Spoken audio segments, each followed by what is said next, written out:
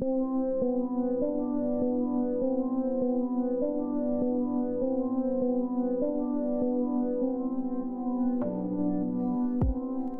live from Woodsboro, this is the Monstrous Feminine Podcast, the film club where we dissect the eerie intersections of gender and horror.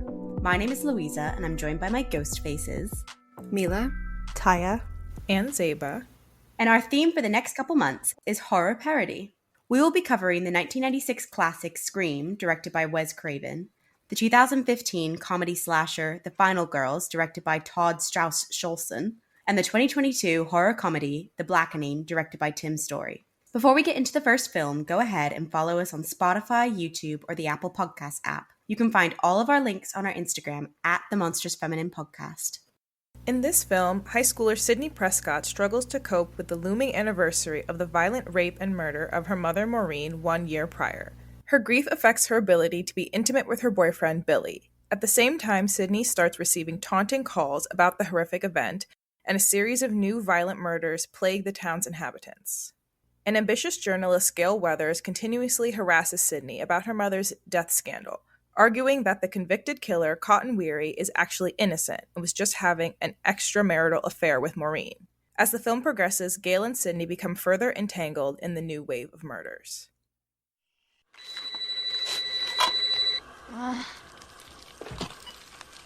Hello? Why don't you want to talk to me? Who is this? You tell me your name, I'll tell you mine. I don't think so. What's that noise? Popcorn. You making popcorn? Uh-huh. I only eat popcorn at the movies. Well, I'm getting ready to watch a video. Really? What? Oh, just some scary movie. You like scary movies? Uh-huh. What's your favorite scary movie? Okay, so I had a few options for catch-up, but I think I'm just going to go with, what's your favorite scary movie? Wow, that's an insane question to ask us, I feel like. It is a very insane question for this podcast, I think. Oh, gosh. Okay, favorite scary movie generally, or favorite scary movie from the Scary Movie franchise? Oh, no. Scary movie generally. Wow, silence. I feel like every time I tell people I have a horror podcast with my friends, they're like, what's your favorite horror movie? And I feel like at the exact time they ask me that, my mind is like, what is a horror movie? And everything that I know leaves my mind. And I'm like, I don't know, the ones that are scary. But I feel like saying your favorite says so much about you. Like, I get in my head about it. Yeah.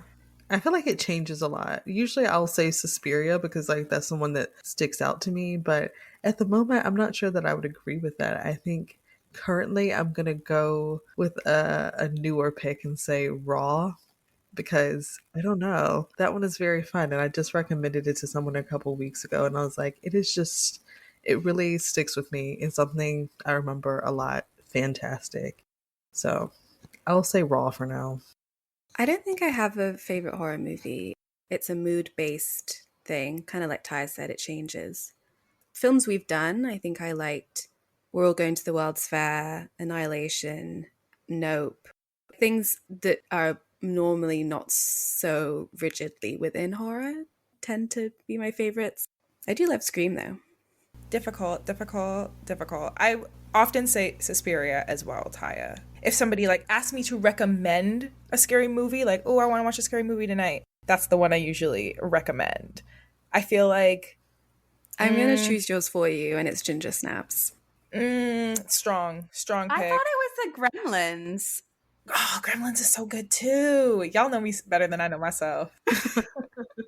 My favorite scary movie, I love Alien, as we know. I think that's no secret. I also really love Annihilation, what Mila said. And then I think one that I recommend the most is Train to Busan. That's just like a good one and a challenging horror, I'd say.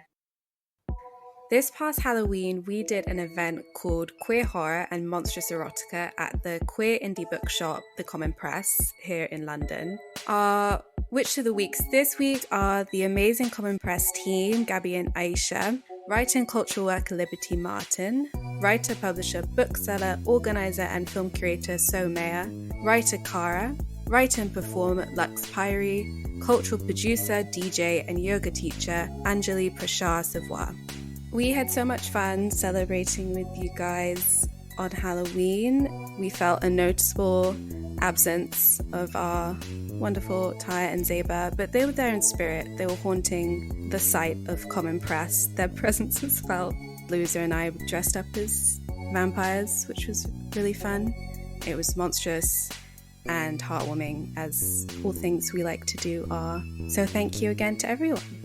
You're all talented, stunning, beautiful, amazing. I can't wait to see more performances from all of you and more readings from all of you in the future. The Common Press are currently fundraising. Please visit their Instagram page or their website to see how you can support the continuation of this intersectional queer space. Friendly reminder that we are also on Patreon and Substack. You can find all of our links and information on our social media. Please support us. Any contribution helps. So, how should we go around? How does everybody feel about Scream? Maybe first as an individual movie, and then Scream as an entity, as a franchise. As an individual movie, I think it's pretty iconic. It's one of those horror movies that you have to see in order to understand, I think, a lot of horror history in general, because it's sort of so many parodies and attempts to do similar things have happened from this movie. And it's also just if you want to watch any of the Scream movies, you need the context of the first one. So I think it's pretty fun. There's so many iconic actors in it as well. As a canon and the rest of the series, there are some good ones and some bad ones. There was a moment in there where I thought that it was a joke. I'm not going to say exactly which ones because I don't want the Scream fans coming for me, but there's some of those where the casting was a little random and the movies themselves were just not great. I think the most recent ones though have been pretty okay. Those have been, especially the first one that came out with Melissa Barrera and Jenna Ortega. But then I don't think we'll be getting any more of those due to them firing Melissa Barrera for supporting Palestine, which is really fucked up. And I ride for her always. That's been my girl since Vita on Stars. Seminal film. Many things come from it. I feel like the first one is entertaining. There are ones that I love less in the franchise. But I do think it had to be a franchise. I don't think I'm exhausted by it going on and on and on and on. I think there are certain horror movies that suit the ongoing and the reboot series and the spin-off, whatever. That's sometimes part of the fun.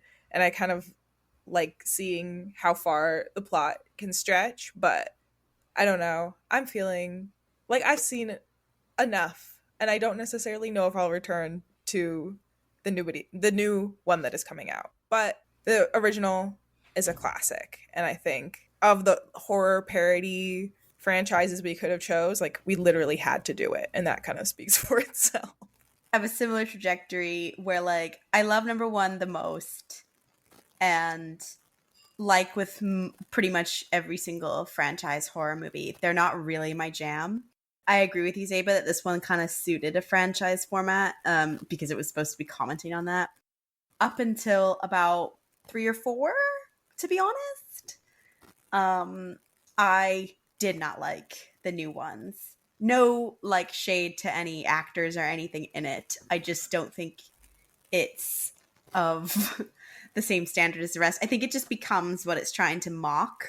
I actually binge watched all of them this week because I'd seen the first one, obviously, but I hadn't seen beyond that. So I wanted to really get into the Scream universe. And I'm afraid definitely by the 5th one, I was I want to be done. I want to be done so bad. And I think the violence gets really graphic. And the violence is always graphic in a slasher, but it's gratuitous in the latest 2. And that combined with the, drama firing makes me not inclined to go see any new ones. But I think 1 to 4, I'm cool with. I would say 1 to 4 is like my benchmark as well. I love the first one. I feel like it's a great horror film. It's also just a great time capsule of the 90s. Matches well with like 90s sardonic kind of postmodern vibe. But yeah, honestly, beyond 4, I think it's utter horseshit and makes me really resent franchises in general. But they're going to keep making them. They always will, which it's just the huge irony of it. 1, 2, and 3 I love. I think they're so, as a trilogy, I think they're great. And 4, I'm like, yeah, it was interesting it was in the 2010s, you know, how fun. Beyond that, hell no. Yeah, I actually watched the Scream movie with, like, Mila came in the room as I was watching, and she saw, like, the last 2, and her disdain, guys, it was, like, an audible critique, like, as if I was, like, listening to a voiceover, like, commentary of the film. Like, Mila hated it. So, but I also did not like it very much. They still get me though. I do be screaming when I'm watching them. Literally. I am such a wuss when it comes to jump scare slashers. I feel like the first Scream is so iconic because horror and slashers were like still following a really like set of rules. And if anything, they were like, the Scream was like part of identifying and making fun of those rules, at least in the first instance. Those rules being the iconic, you can never have sex, you can never drink or do drugs, and you can never, ever, under any circumstances, say, I'll be right back.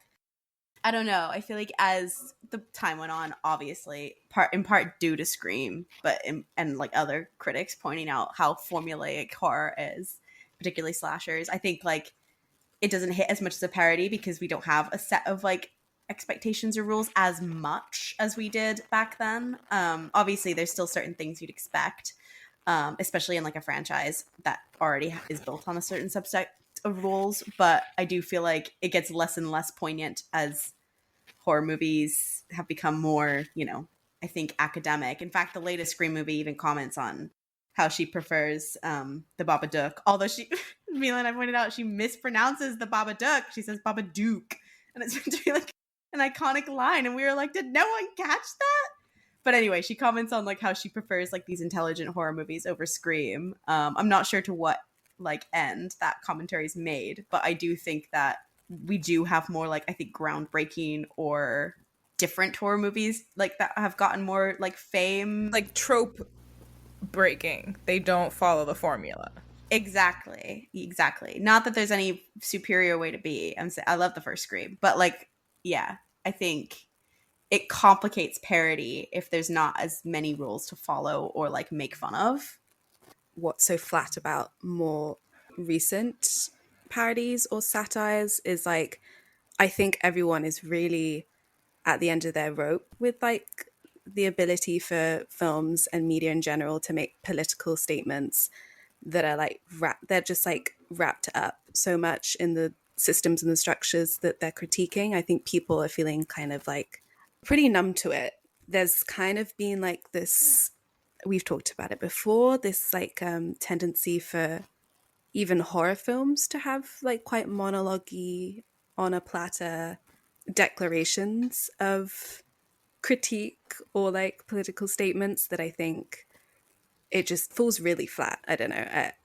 I don't think that we didn't have that 20 years ago. Like there's always been shallow political commentary in horrors, especially slashers, because they're commenting on like the cultural zeitgeist of the time. I mean, these were conversations people were having in the 90s, late 90s, this like end of history kind of discussions. But I feel like we've now reached this like point of media saturation in which like any attempts to kind of be self-aware, self-critical, like feels almost just like a parody of itself. And that's just, I think, the political, cultural aspect. I think films are finding ways to, and horrors are finding ways to surprise you in the narrative or the genre. You know, they are kind of still figuring ways out. You can tell when things are just being done to make money and like hop on a trend, and then when things are being done in earnest, for sure.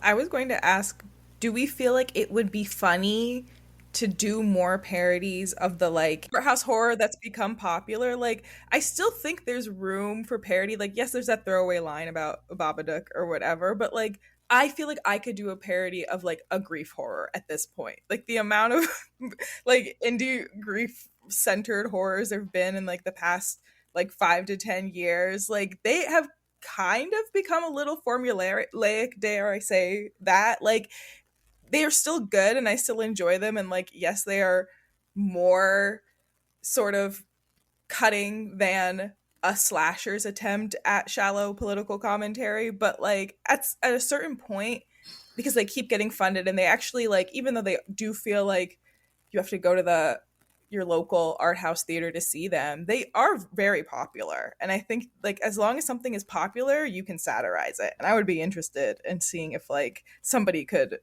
do that successfully. Yeah, I should have clarified that. I don't think that horror is unsatireable. I think like maybe it's more like slashers specifically, because it's like we don't like, that's why this new screams don't hit as much for me, because I'm like, we know the Mila's right, it becomes a parody of itself. But I do agree with you that you could for sure there could be a really fun parody of like an art house horror or something, because they are a little bit, they've got some generic or some common themes or tropes within them. I think one of the things that makes this film stick out to me in comparison to the other Scream films, in this one, you are kind of introduced to the killer and thinking that it's like a random person.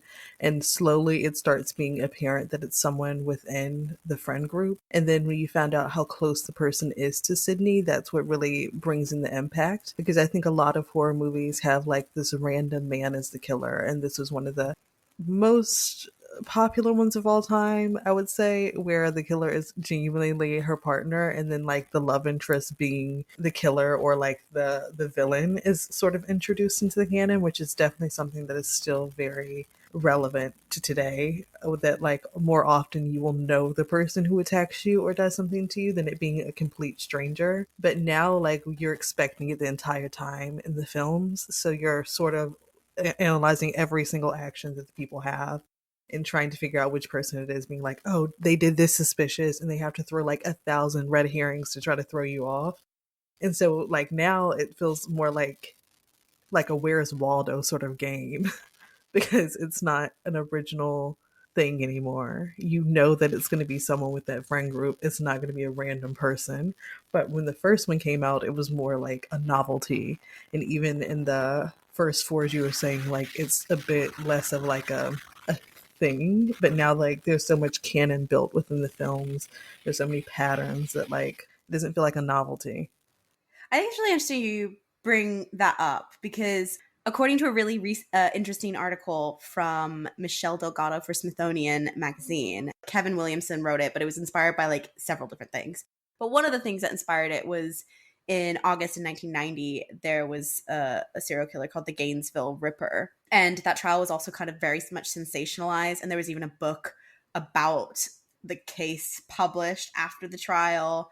And then the kind of reality of the situation was in 1991, 60% of women who were murdered knew their attacker, and including half who were killed by a spouse or partner. Before the law was enacted, intimate partner violence, sexual assault, and stalking were considered family matters, and protection orders were invalid beyond state lines. So these statistics, I'm kind of half reading, half paraphrasing this article, but these statistics demonstrated that it was uncommon for the actual killer to have done it, because he was a completely random man conducting these murders.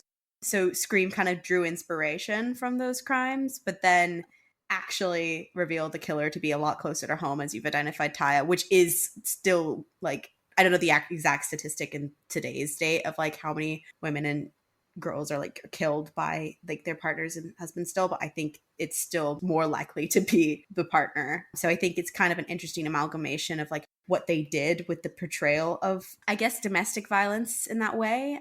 There's also another really interesting article by Kate Gardner, and the article is called The Legacy of Scream Part 1, How Billy Loomis Represents a Real Fear of Abusive Men. And the article's essentially about how there's just so much misogynistic violence is what rooted the Scream movie and the killer's motivations. I mean, the first death is Casey, who was killed because she dumped Stu. And then Maureen was, punished, like raped and murdered by Billy in retaliation for like her sexuality and his perceived blame that she had caused his family to break down instead of him blaming his father for cheating. He projected his hatred onto women. And then Billy then proceeds to gaslight Sydney, pressure her into sex in the most like stereotypical way a man can, I think I've ever seen in a movie ever. But just to read from that article from Kate Gardner, she says that the Scream is a fascinating exploration of trauma and the way the world can commodify the pain that women go through. Kate Gardner also says that Billy and Stu sound like they'd be from like Reddit or 4chan dwellers if they were alive today, and I think that's very true. Gardner also talks about how the Scream franchise explores the way the world reacts to female trauma in particular. The first film sets up both Sydney and Gail as fascinating studies of what trauma can do to a person, and also serves as a painfully real reminder of the dangers of angry men who feel rejected. Even if this wasn't Craven's intention, it still works as a reading of the film and makes it even scarier. Gardner goes on to say that, and yet the film doesn't try to paint Billy or Stu as being inspired by the movies, though they do love referencing scary movies whenever they get the chance. There's no moralizing that these movies can actually impact real world events. Oh, Sid, don't blame the movies. Movies don't create psychos. Movies just make psychos more creative, Billy says towards the end, verbalizing this point. The film smartly avoids making Billy and Stu copycat killers, but rather angry men who think that the world owes them something and that they can kill who they want to get revenge for the slights. I just thought that was all really interesting. And yeah, I kind of agree with Kate Gardner identifying that maybe that wasn't like a direct intention of Craven's, but I do feel like that is a really relatable part of the Scream movies, is that fear, even in the later franchises, but the mistrust of the partner, especially in like, I should say, I guess, cis hetero dynamics. I definitely agree with you both that like what made the first Scream have more of an impact was the way it handled misogyny and masculinity. I think that there's also a lot of films, like more recently, I guess we did Tenebrae, which speaks to misogyny within horror films and usually tie that in with something psychosexual. Like those things have been commented upon in a meta or a tongue-in-cheek way. Like that's not something that Scream itself like originated, but I do think it as a slasher to do it is what gave it a little bit more like depth in what could otherwise be exactly the kind of vapid, superficial slasher horror that it's like deliberately trying to parody. I mean, I have no idea what it was like to grow up in the 90s, but I think it still can be felt relevant to when we were growing up and the state of masculinity. I feel like, yeah, it as just a timely commentary on that is something that's maybe missing from later films, Scream films, because they still like bring it up. It's not something that's completely lost, but I think that they shift it towards this idea that people are invested in Scream to gain some sort of notoriety, and that could be a great commentary on our like social media heavy younger generation, but it doesn't work because I don't think they really like identify or isolate like why maybe people would be obsessed with fame and like notoriety, like whereas in Scream 1, 2, and 3 I would say maybe less and less well, but I feel like Scream 1 definitely like fleshes out this misogyny. It's not just, he doesn't mic eyes to camera say I hate women and I want to cut out women. Like they build around it in a really good way, just subtly with Stu and Billy. I think how they treat women, it's kind of breadcrumbed throughout the film, so it just feels like more like organically built, and maybe that's why it just I think has more of an impact. But yeah, I think in general like it's tricky to, we talked about with American Psycho, like essentially satire is often for the audience that's going to agree with it. It's supposed to be, right, like a way maybe to change minds, to hold a mirror to people's views and maybe inspire some self-reflection. I don't think that's ever worked in the history of time. I think it's very much like people sit to watch satirical films who agree with the points, and it's a chance for them to laugh and have some sort of cathartic collective, I don't know, agreement about something. But the problem with horror is then people are watching it just to get people cut up. And Scream, although it's like making fun of that and poking fun at it, I think a lot of the audience is still kind of just like, more the recent audience are kind of just I don't know, like maybe like being spoon-fed this like super violent film that over because it's like self-aware and it's making all these like fun satirical nudges to the audience that somehow that makes it smart. I don't know. I apparently don't get the kids these days. I relatedly also wanted to go back to what Louisa was saying about not just that they are killers, but that there is this sort of like threat of rape from the beginning. And I don't know, maybe at my big age, it's like that much more jarring. Like, yes, he's pressuring her for sex, and a lot of slasher movies have like a guy pressuring a girl for sex. And what I'm realizing now is like that like demoralization is the excuse to kill her later on because they're following the slasher movie rules. And like, I guess they feel like they can't kill her until she's not a virgin anymore or until she like gives it up. At the same time, they're like making jokes about the girls who are like easy. Like, it's something I didn't notice when I was watching this movie when I was younger because it felt like just a part of a regular horror movie that there are like, there's a guy pressuring a girl for sex. Like, that is a B plot always. So I guess because we all are sort of in agreement that like we like the first one is the best because it does that kind of commentary well, do we feel like that gets lost in the sequels, like meeting up against the problem that Mila was talking about, like it becoming a parody of itself? They all blend together for me, but like I think they become more commentary on like maybe like true crime, right? Like the journalist angle becomes like a bigger focus in the sequels, and it's about like, oh, how fucked up is it that we like love knowing about like killers and are like obsessed with the details of these people's lives. Like I still think they kind of make that point well in the sequels, but the whole like misogyny and horror, like violence and sex thing gets lost almost immediately by the second movie. Apart from Scream 3, which is like a weird pre-Me Too Weinstein produced. Very, yeah, strange.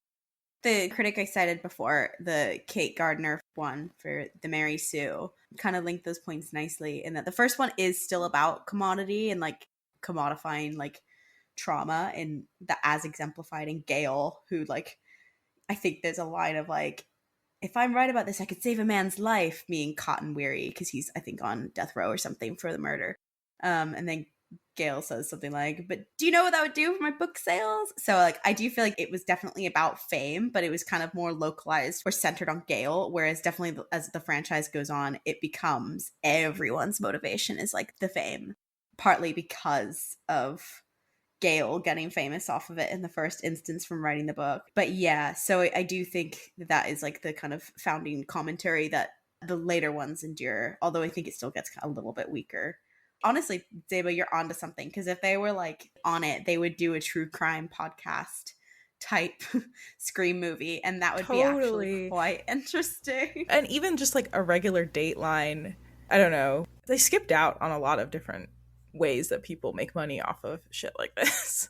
Interesting article from Adam White for The Independent. They basically talk about like the media landscape of the 90s. So you had like O.J. Simpson, you had Long Island Lolita Amy Fisher, attempted murder of her. There was the beauty queen John Benet Ramsey was killed less than a week after the first Scream's release. I think there was like all these like quite shocking things happening.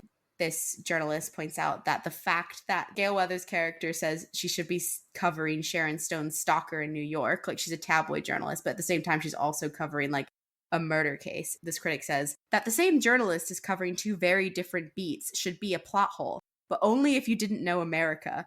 There, beautiful celebrities and grisly killings share existential shelf space. And then they go on to describe all those different like media examples. So I think that there was definitely like a crazy media landscape. And I think the first film kind of alludes to it, but then the next few films like really hound on how people twig that once they go through a tragedy, they can like write their life story and become famous from it and make money from it. And in some ways, like there is an angle of like, what benefit does it have going through a traumatic experience? It like raises these questions, right? Of like, should people be able to like monetize their pain to get through it? Or if that just happens naturally by speaking about it, what are the ethics of that? I think that this film kind of raises that, and then the franchise builds on that, and that's probably the most poignant thing the later films do.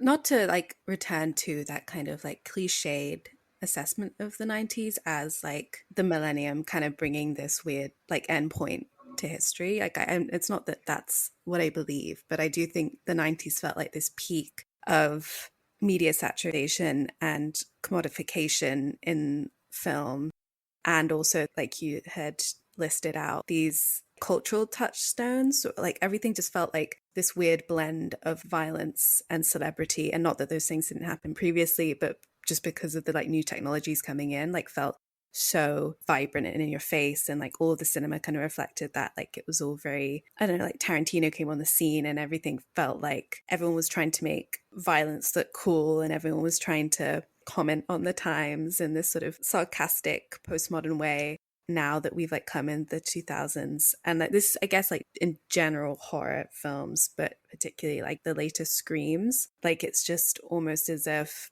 things aren't getting more saturated and more commodifying. It's like we've almost come like out, you know, like in a way that you can get too meta. It's like we've gone like beyond the like stratosphere of it.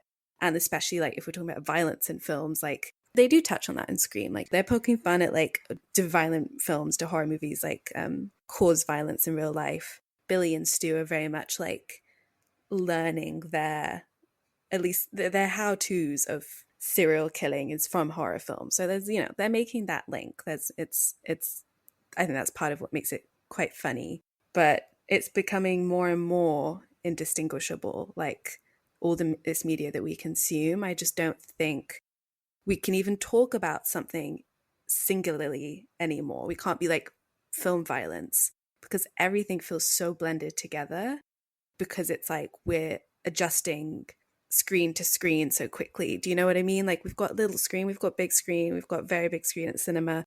Everything's blurring into one, which is maybe why it's more difficult for films to pinpoint, I don't know, violence and how it's shown in horror films. And are we talking about misogyny? Are we talking about true crime? Are we talking about like kids wanting TikTok fame?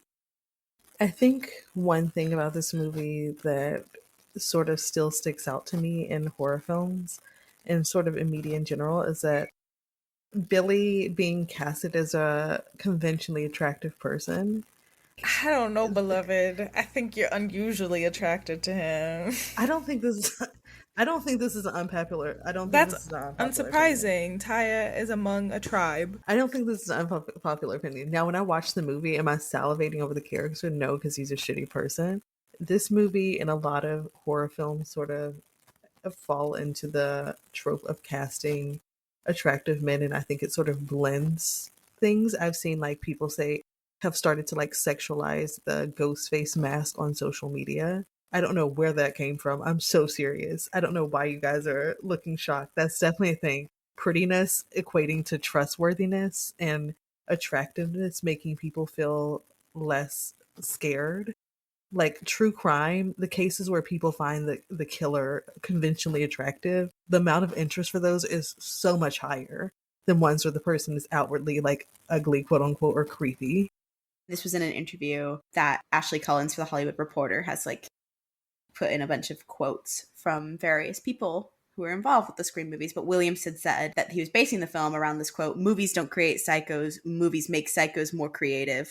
And he was saying that articles had been written. There was this really like hot debate at the time with like violence in cinema, and that was like creating even more violence. But there weren't any really studies that like leaned into the theory. So Williams had said that this film was an answer to that in my own secret way, but also in the kind of general like media landscape. There was these kind of like debates over ratings and on-screen violence. So apparently in like February 1996, the New York Times published a dispatch from a Yonkers movie theater where middle schoolers freely bought tickets to R-rated movies. And the article said something like, it was an assumption endorsed by the majority of Americans in polls and a theme beloved by politicians from conservative Republicans, the President Clinton, Smithsonian Magazine again. The Clinton administration introduced this like really unpopular piece of hardware called the V-chip, which was barely apparently used, but it was basically designed to help parents block any mature television programming based on ratings, developed primarily by the MPA. Didn't really take much effect. News shows didn't have ratings, so they were beyond the V-Chip's reach. Producers also found at this time that violent events kept people tuning in more often. There was a kind of 24 news cycle that began around this time. And we then began also in this time to see just round-the-clock coverage, as we talked about, with like these crazy media, like frenzy sort of crimes, which really was shaping people's perceptions of crime, like maybe thinking that it was like increasing, when actually I think crime was on the decrease around this time. But not that the media, you'd know that from the media. So it's all really interesting. And I think, yeah, this was kind of Kevin Williamson's answer, was Scream, talking about how, like, yeah, if someone's psychotic, then they're going to be psychotic. Movies might give them ideas. But it's interesting to see how that message then develops across the later films, where I think the films do turn people into psychos. I wanted to go back quickly to just what Ty had said about, as is Hollywood's way, casting attractive people to play roles of a serial killer. I think that, there's definitely a lot of ableism going on with when you create a character that's disfigured, or even if they're just not conventionally attractive, that a lot of the horror is created around that, and a lot of the creepiness. I don't think that Scream speaks to it necessarily, but I think just by Billy Loomis being a classic 90s heartthrob type, like we were saying at the beginning, people like to characterize misogynists and these men who commit rape and kill women as these grotesque, horrible monsters who hide in the dark, when in reality, as you guys have touched on, it's people that are close to you, it's family men, it's boyfriends, it's people that you thought you could trust, who are quote unquote the good men of society. And so yeah, I think that in a roundabout way it does kind of speak to that. But yeah, do violent movies cause real life violence? I think that's a really hard thing, especially in a parody film in which you're incorporating humor, to actually make it anything even in the ballpark of poignant. And I actually think this film in a weird way is quite poignant to those themes. I remember in the 2000s it was such a huge conversation about violent films and violent video games, and do they cause violence, and nothing to do with the ways in which our society basically hand rears these misogynistic, racist men. And it's not just men, not all men, hashtag not all men, but we're talking about that specifically. Billy and Stu, they're the perfect duo to be the voice of these deeply misogynistic idiots. And they're right. I think it's one of them who says it, right, this idea that it's, yeah, they're not creating psychos, but it is feeding these ideas. And that's not necessarily, that's not the core issue of society. It's not to say that I don't think they don't indoctrinate people further in misogyny. I think that's the crux of what we talk about in the podcast, in which you're seeing women brutally murdered again and again. And yes, it might be contextualized with clever self-aware commentary in the film, but people are still just taking in these violent images. And I think it will seep in a bit. In terms of the violence in the film, and especially in the later films, I think the message kind of gets really muddled, especially in, I think it's 6, with the serial killer gene plotline, they're playing with the people are born that way, nothing indoctrines them. But then in the one previous to that, we have 2 people who are seemingly indoctrined by their obsession with what happened in the Stab franchise and the movies and all of that. So I feel like at some point the messaging got lost in what they were trying to say. But that being said, I think anytime that you're making media, you do hold a certain responsibility to the way that people can perceive it, and whether or not it is perceived the way that you want it to be is something completely out of your control once you put it out there. And I don't think that we can necessarily blame violent video games or violent movies or horror movies for the way that people act. But they certainly aren't a hindrance for people taking inspiration. It's pretty hard to say that, oh, I'm making this, but it's not going to make anyone do anything. It's the same way as when I watched Everything Everywhere All at Once for the first time, I became a human beam of sunshine for about 2 weeks, as I was I just want to put love and positivity in the world like this movie did. Things make you feel a certain way and your actions will change accordingly. But I think it's really hard to know how what you create will affect people, and you really can't police that. And so that's the danger, I think, when you're making very violent and misogynistic media, is you have no idea how people will react to that, and you have no idea what they will do with that information. And I don't think these things are the cause of a problem, but I definitely do think they're not helping it. Also, in relation to the casting choices of attractive men, I feel similarly to how I feel about Ryan Murphy's obsession with like making films about serial killers. He has no business being in that realm, and he casts really attractive men or people who are like already heartthrobs, adding like sexuality and attractiveness to things that are like very toxic, and how that affects how people view things in real life. Like when a stranger calls, you don't see the killer pretty much at all. He's like a shadow the whole movie, and the voice is very creepy. No one is sexualizing the guy in that movie or like saying, oh, like I want him to chase me. Like that's not the case. It's completely different reaction, but the phone call thing is still the same thing. I can't remember where I read it, but when I was reading around this for this episode, the person who actually voices the scream call got the role because everyone else was playing him like too creepy, and he played him a bit sexually, like because he flirts with Drew Barrymore's character on the phone, right? He's like, oh, you sure you want to hang, he at first he's kind of like, it's still obviously creepy, but like I think it's not just scary, he's like flirtatious with it. So there is a sexuality to Ghostface I think they play into. Going back to just the point about violence in general, I was just going to say that I remembered this case, and I was like, and I Googled it to make sure. But yeah, there was a case where a young girl, a student who was 16 years old, was murdered in Ohio, named Cassie Jo Stoddard, and her killers were like her peers, like her classmates, I think. And they claimed to be inspired by Scream, and then they were nicknamed like the Scream Killers. I forgot that happened, but I was like, I swear there was a real life Scream murder. They were sentenced to life imprisonment without parole, like rightly so. But yeah, so I guess there's always going to be a danger of like if you're putting out a violent media, then people might recreate it or reenact it. So that was in 2006, that case. But yeah, tragic, and shows that there are consequences to inspiring this sort of violence against women in particular.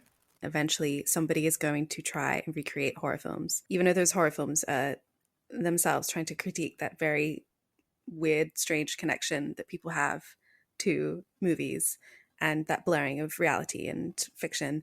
If we had no movies, if we had no art, there are still violent happenings going on that people can take inspiration from. Like, I know that there's a question too, should we be just like creating more violence in a world that's already so violent? Not touching that. I mean, I'm agreeing with either Billy or Stu here, but like, yeah, they don't create these psychos. Movies don't create psychos, they just make them more creative. I think that is where I'd side with it as they well. were right. Maybe they had a point. Maybe they made some points.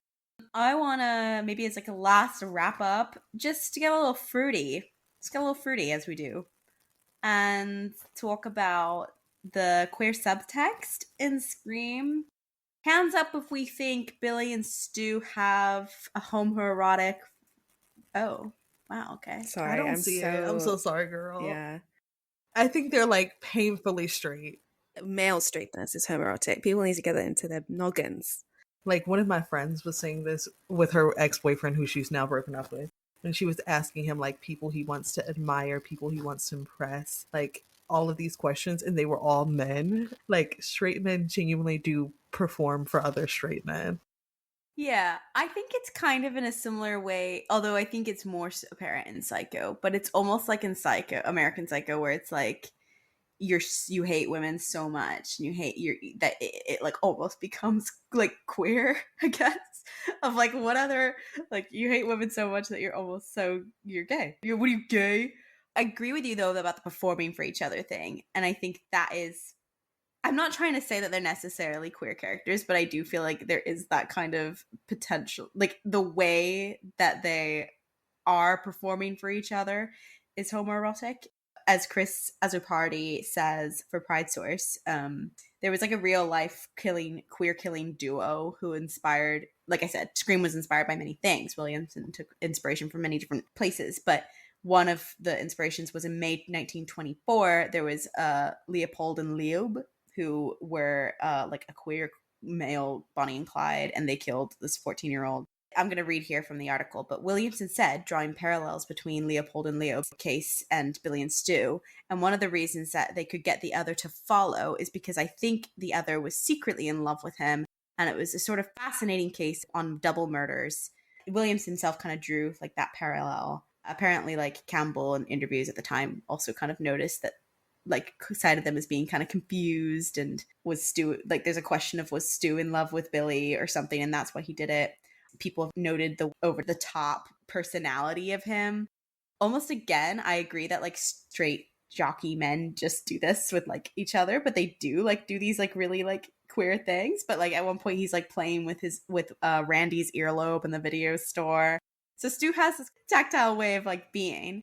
So that's something that came from like Williamson stuff. But Joe Lipsett for Bloody Disgusting also said about how it's a bit homoerotic, especially like the stabbing scene when they're stabbing each other. I mean, we talk about this podcast with like the Monstrous Feminine, like any point of penetration is a little bit of a symbolic penetration, like phallic penetration. So you kind of look at that as queer subtext there.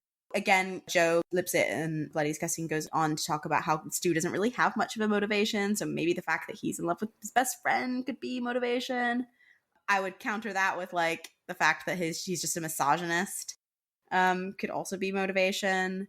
One of the lines that I like that I think Randy says, the character says, is like, there's always some stupid bullshit reason to kill your girlfriend or something. So like, I think there's just that, but yeah, there's like many different things that could be feeding in. Oh, the fact that it's like Oedipal as well, like many queer characters, like Psycho was played by a queer actor, Anthony Perkins, and so that kind of Oedipal mother trauma root has almost become like part of many queer narratives in horror. And then also Williamson's own sexuality. He said when he was very hesitant at the time, again, this was for the Pride Source article, but he said he was very hesitant at the time to be openly gay in his work, but he said, maybe if I'd been braver, maybe if I had been that shy little gay writer who felt like he couldn't get away with it, maybe he would have like made it more explicit between them. So I guess there was like a hint of it, but I agree with you guys that it can also be explained by misogyny. Us going into this idea that like straight men, that sort of homoeroticism that's like inherent in their relationships between one another.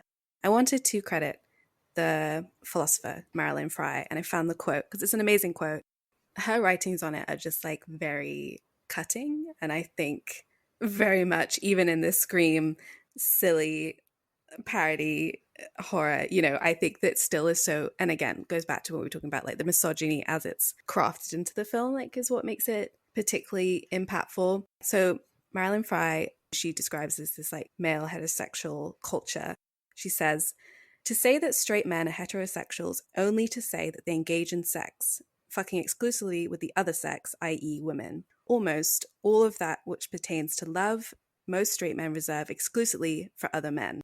The people whom they admire, respect, adore, revere, honor, whom they imitate, idolize, and form profound attachments to, whom they are willing to teach, and from whom they are willing to learn, and whose respect, admiration, recognition, honor, reverence, and love they desire, those are overwhelmingly other men. In their relations with women, what passes for respect is kindness, generosity, or paternalism. What passes for honor is removal to the pedestal. From women, they want devotion, service, and sex. I feel like that sums up Billy and Stu to a fucking T. How they interact with each other and their treatment of women. And I think that it's just a great like summary of how patriarchy really is expressed.